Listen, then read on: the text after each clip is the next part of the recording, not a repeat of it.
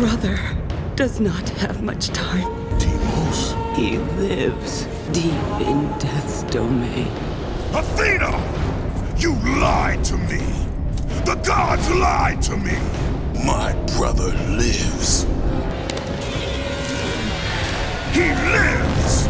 The ghost of Sparta, the slayer of Ares, the one destined to free us. Gaia foretold of our salvation. I have not come here for you or your kind. The battle with Scylla had shaken the very foundation of Poseidon's kingdom. and now the destroyer of Atlantis. We survived. Spared us. Who spared you? The daughter. A message. The destruction of Poseidon's kingdom will not bode well on Olympus. Labor begins. I care little for the gods. And yet you walk beside them. I wish only to find my brother.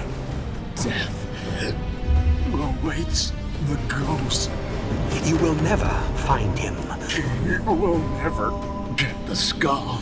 And in the wake of your destruction, you have sunk the only path to your salvation. This is all that awaits you at the end of your journey. Find your brother. Go to Sparta. Don't let your rage blind you, Kratos. Be warned. They will all try to stab you. I am coming for you, brother. Be wise, my son, and turn back now.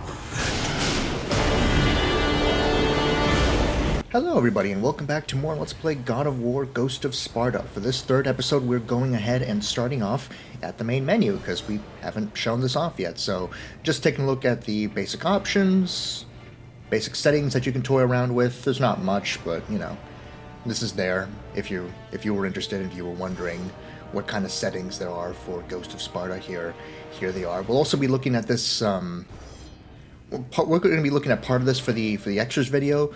But for this main playthrough, I figured I'd just show off the general options and what happens when you pick a new game.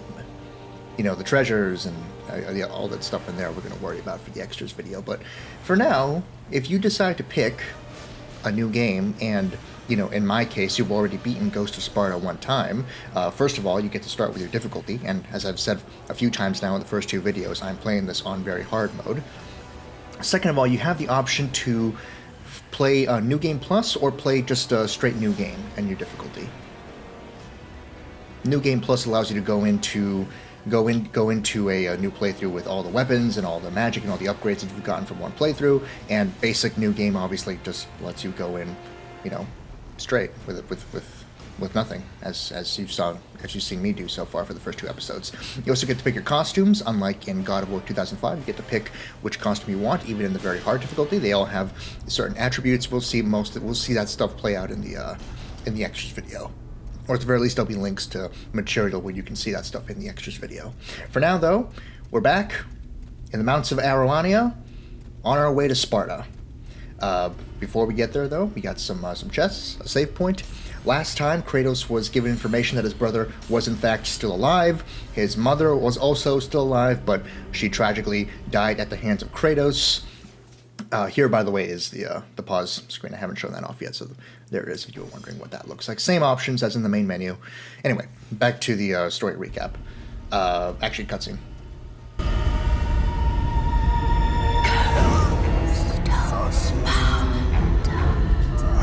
I don't know where he is. Please, I swear to you.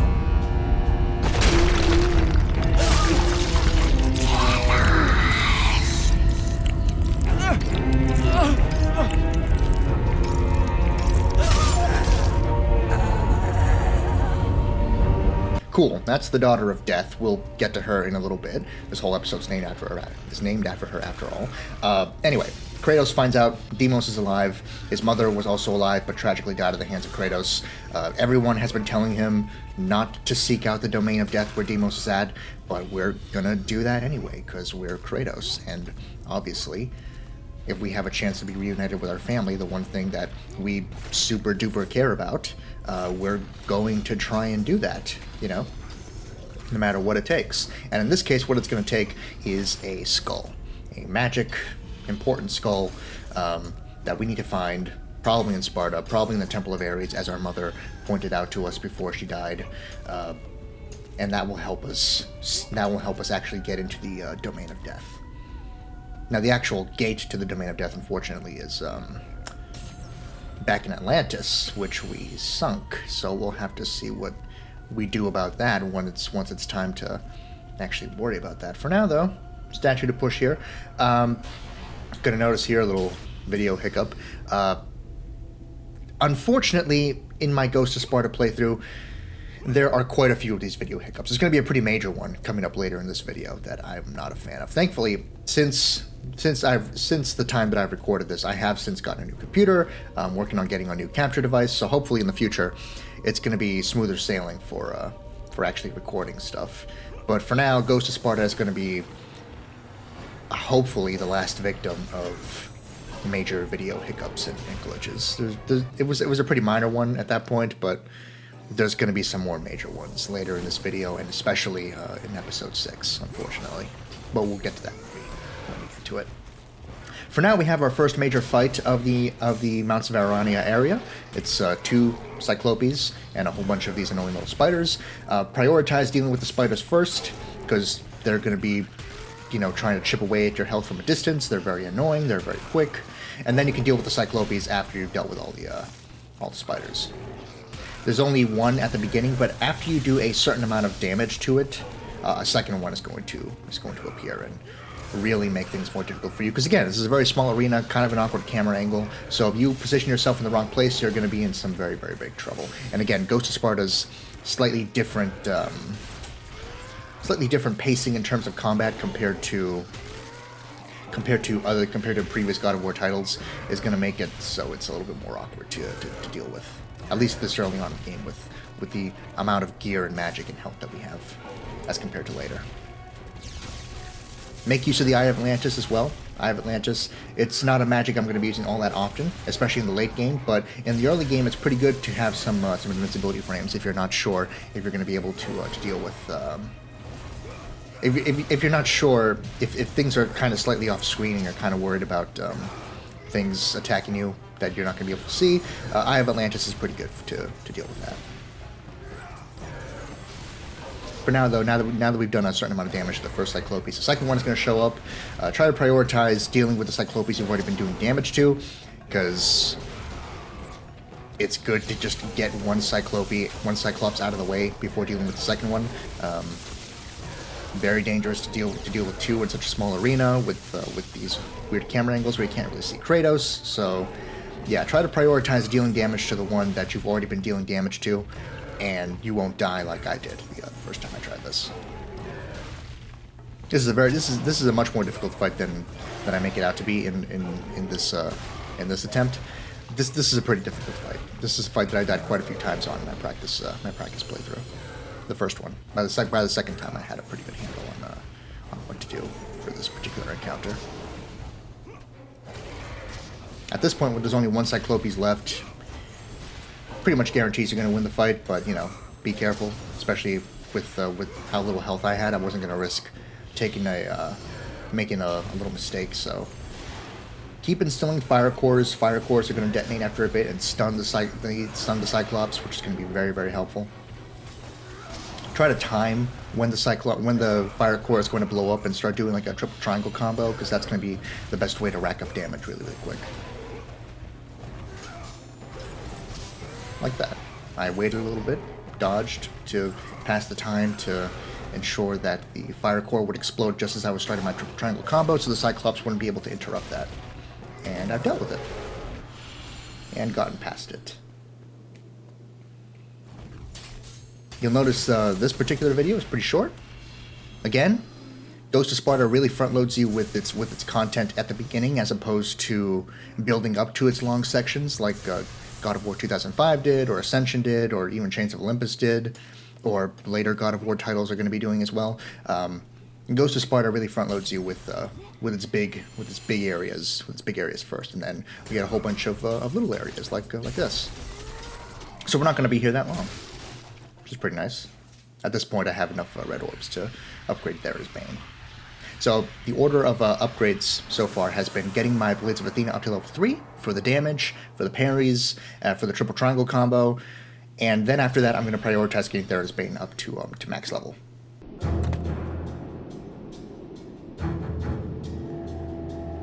My lord, I knew you would return.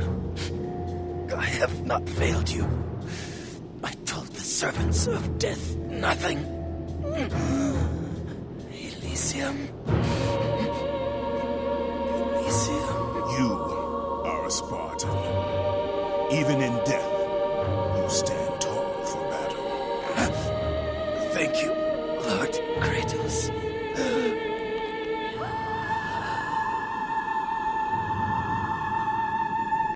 Getting a little peek into Spartan culture in Ghost of Sparta. This is something that Ghost of Sparta shares heavily in common with the God of War comic series that we covered in the interlude video. Both this and that really get into not just Kratos' life as a god and the adventures that he goes on during his time as the God of War, but also getting into his time in Sparta, pre-servitude to Ares and pre-becoming champion of the gods.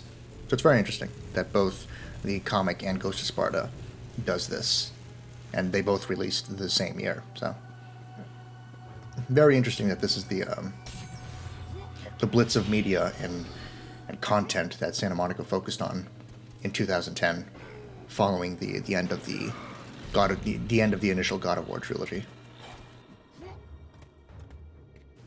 We have a simple puzzle here, just pushing this thing onto that. We're going to lift it up, then we're going to knock it down and make a path, as we do. Again, as a PSP title, Ghost of Sparta is not going to have the most sophisticated or complicated of puzzles as you would see in the main trilogy titles, or even Ascension. Occasionally, when Ascension deigned to do that, even though Ascension didn't do it that often, when it did have some pretty decent puzzle rooms. I'm thinking the Martyr's Chamber or the big chain for the Foot of Apollo, that kind of stuff. Anyway, we're being introduced now to Frozen Harpies. The Frozen Harpy variants. We've seen this kind of variant of Harpy in Chains of Olympus, and now they're back, but they're a Frozen variant. Their freeze rays do the exact same thing as the Gorgon rays. They can freeze you into a solid block of ice. If you're frozen in the air, you will fall to the ground and shatter immediately. Try not to do the Hyperion grapple too often with the Frozen Harpy ladies. It doesn't give you invincibility frames, and it leaves you pretty vulnerable to being frozen by other Harpies or taking damage from other enemies that may be hanging around. Got ourselves another chest. Nice. Almost done with our second set of Minotaur horns.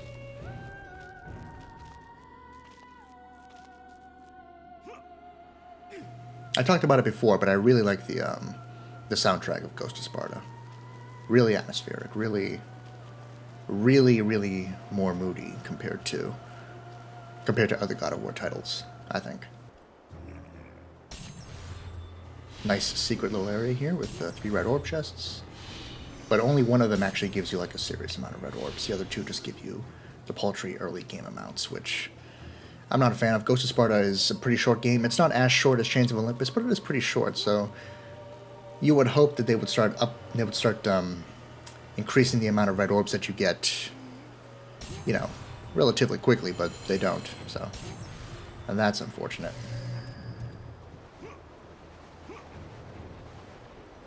On the rope, that big eagle introduces us to the chasm of Solace, whatever. Have ourselves another basic fight here. This is going to be with more Frozen Harpy ladies and some basic undead archers. Prioritize the Harpy ladies first. You don't want to be caught unawares while you're dealing with the archers and being frozen and then immediately being picked off with an arrow and shattering into a million pieces. Deal with the Harpies first. Unlike in Chains of Olympus, where you had to sort of hit them with the Blades of Chaos once before you can grab them, in Ghost of Sparta, you can see that I've just been grabbing them without having to do that little smack with my blades first to stun them or something. keep doing Hyperion grapples with basic undead enemies, both the actual regular hoplites and these guys, the archers. Again, really want to prioritize getting as many red orbs as possible because you're not going to get that many red orbs from chests, as we talked about briefly. So Hyperion grapples is going to be the way you're really going to be building up your red orb stock to buy upgrades and stuff. And again, you're going to really need the upgrades, considering how difficult Ghost of Sparta, hardest difficulty, God mode, very hard mode is.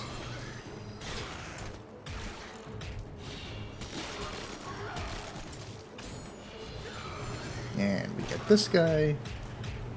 Some basic light punches. You can see from the light punches I got much less red orbs than I do from heavy strikes, from triangle attacks after a Hyperion grapple.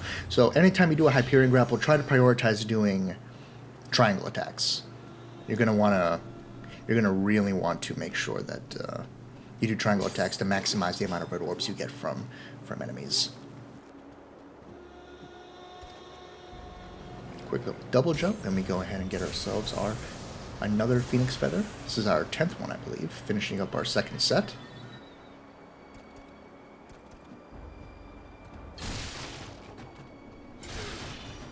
Pretty full up on health, so I'm not gonna open that chest, which is good because we're about to come up on a very difficult fight with another enemy that has a scenario of unavoidable damage. Similar to Callisto, the Dredge of Boreas, which is what this thing is called, this big ice monster, has a QTE that doesn't automatically kill it. It has a QTE that comes up after you do a decent amount of damage, but the QTE involves the Boreas chomping down on Kratos as Kratos gets ready to do a powerful counterattack. And the counterattack is powerful, does good damage, but the chomping does unavoidable damage to Kratos. And in Ghost of Sparta's God mode, it does a lot of unavoidable damage. So you really want to prioritize not doing the QTE with the Dredge of Boreas.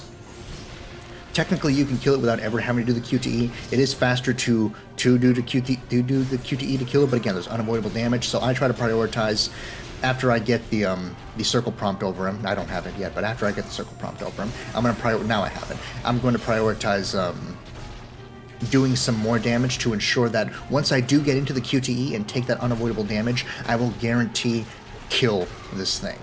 Because if I don't, then I'm going to be in a scenario where it's going to do unavoidable damage to me. It's going to toss me over to a corner, and then it's going to immediately try to ram me. And it's going to try to do that. It's going to try to do that. Do big damage to me, combined with the unavoidable damage from the QTE, and I will be in a really, really, really bad position moving forward. So I'm prioritizing doing as much damage as possible here, so that once I do get into the QTE and start doing this and forcing him through the wall here, I could hopefully kill him. I didn't, unfortunately, but at that point I decided that I had enough health that I could probably take a little bit of unavoidable damage.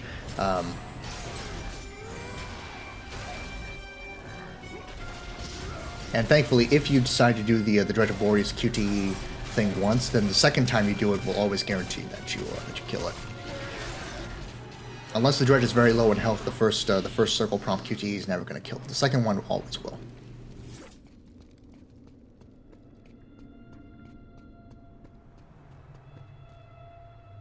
So at this point, it's a good thing I didn't open this chest before the fight so I can top myself off. Now we're going to come up to a point where, unfortunately, my audio, the actual footage is gonna cut out. Unfortunately, the recording software that I use just, I don't know, it just completely crapped out for this part. It just didn't, yeah, there we go. My original footage was lost, so this is supplemental footage that I got from YouTube. There is credit. It has been credited that there is going to be a link up above, and there is going to be a link in the description to check out the original video for that provided me this footage. A very, very good playthrough of God of War Ghost of Sparta. This guy also played it on the hardest difficulty. Very good playthrough. I used it for some reference every now and again, so yeah, check it out. You'll see more footage come up, unfortunately, later, because there is another section where I lost a decent amount of footage. And that second one really pissed me off a little bit more, because that's the section that I was opening a chest in, so I lost footage of me opening one of the many item chests of the game, which kind of messes up the collectibles guide a little bit, but you know, you make do. You make do with what you got. Unfortunately, after that that major loss of footage, there's still a few more video hiccups here and there, so you're going to be seeing the God of War 2018 memes pop up every now and again. That's just me covering up the video hiccups. Got ourselves another automaton here with another video hiccup. By this point, your Blades of Athena should be at level 3. Your Thera's Bane should be at level 2. You're going to have a much easier time dealing with these things at this point because your blades are so much stronger and because your Thera's Bane is so much better. It's not going to take that long to instill enough fire cores to do enough damage to kill it, especially doing triangle combos. And parries. Again, anytime you parry using Thera's Bane, you automatically instill a fire core, as if though you were at the end of a combo with the triangle prompt.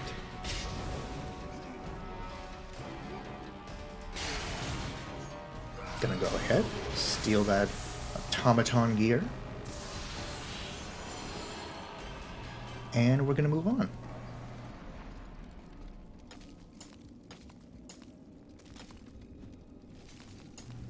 Gonna accidentally find myself down on that cliff face, on that rock wall, when I want to be up here.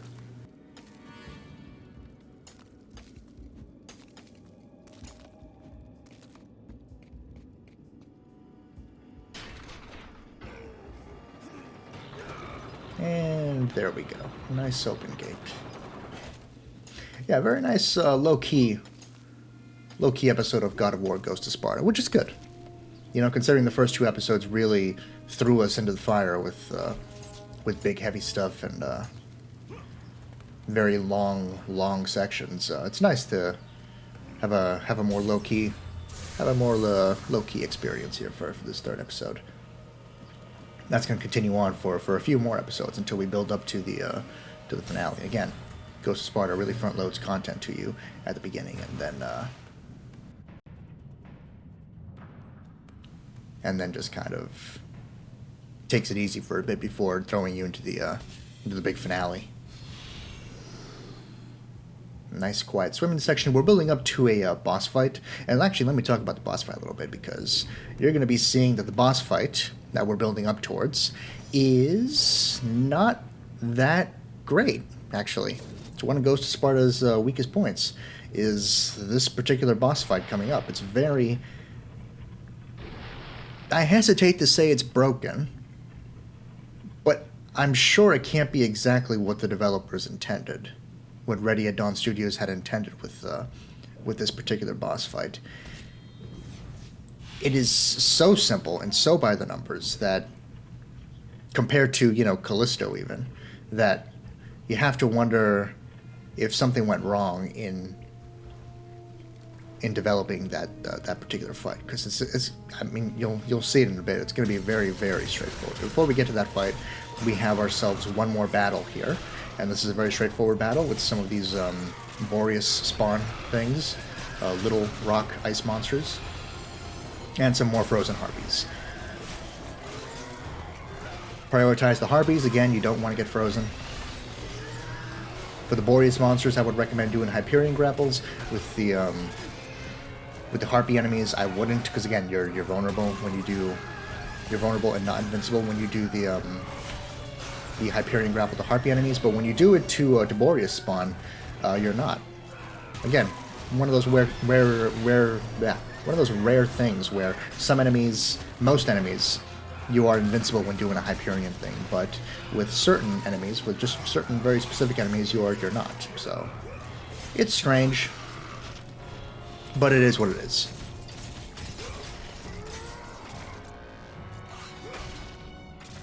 And there we go. That's the last one. Got ourselves a chest here. This is actually a case of a chest you probably don't want to open up, because spoiler alert, we're going to come back through here later on, and if you don't open this chest now, then it'll still be there when you come back later. But I opened it, so it'll still be closed when it'll still be opened up when I check it out later.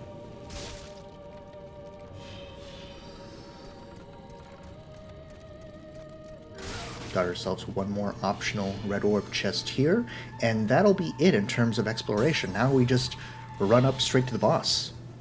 It's boss time, so hope you're all ready for a very, very strange boss that cannot possibly be what the developers intended. They're very strange, but we'll talk about it when we get to it for the few minutes that it will actually be up. Welcome to Aroania Pass. We're almost to Sparta, but before we get there, we have one more enemy to take on. Here is a cutscene.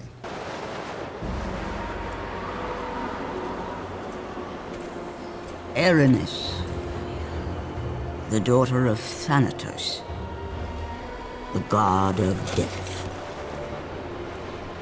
Pain given form, evil given life. Ghost of Sparta, the god slayer. Your brother belongs to Thanatos. So blood. You cannot stop me. Nothing can.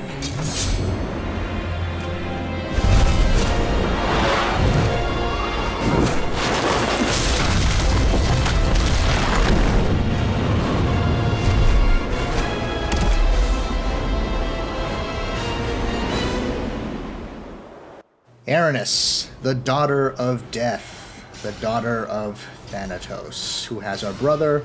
This is the boss fight. I don't think this is what was intended for the boss fight, but she's only going to do one attack most of the time.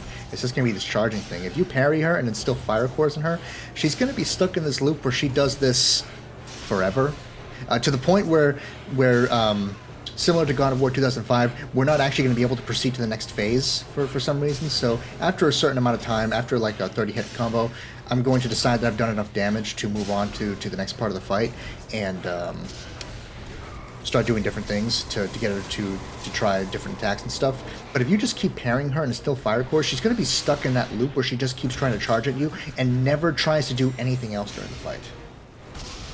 But you have to force her to do other stuff in order to get the circle prompt where you cut off her wing, as I just did. Some of the different things she can do: she can summon her Scourge of Erinys magic, which is something that we'll be getting for ourselves in a little bit. She can also summon more of those Raven enemies that we encountered back in the island of Crete. She can summon more of those herself. I even doing a bad job here. Her dash attack doesn't do that much damage. I took a lot of those dash attacks, and I still have plenty of health left over, because she is not that difficult at all. She doesn't do that much damage. You can trap her in this loop where she just does this forever.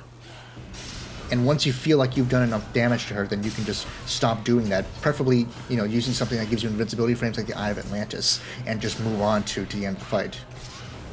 You can't actually block her dash, you have to parry it, but it's really, really easy to parry. And as you can see, clearly I had her in the loop so long that I had done more than enough damage to get her into the next phase, because once I hit her one more time after kicking her out of that loop, we're done. We're already at the next QTE.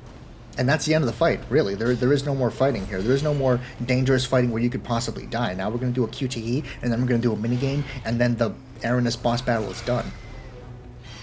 I mean, you can damage her a little bit here when she's on the ground, but you don't have to. She's just going to fly away and do the next QTE anyway. So, very easy fight. It cannot possibly be what the developers intended, but there you go. That's the Erinys fight, basically kind of broken.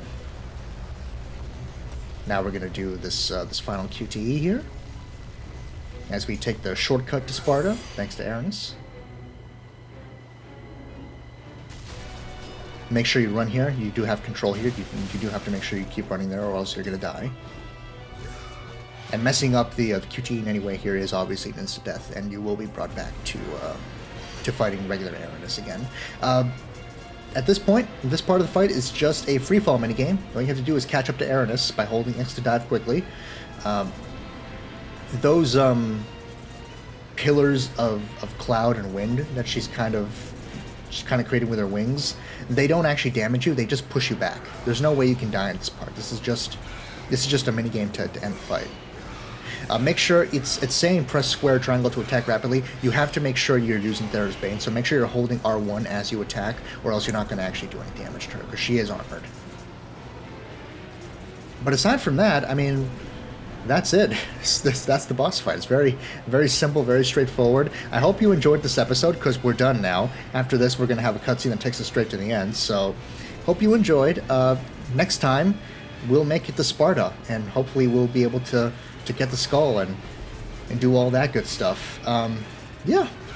Bye, Ernest. This can't be what was intended for you, but it is what it is. Thank you so much for watching. Bye-bye.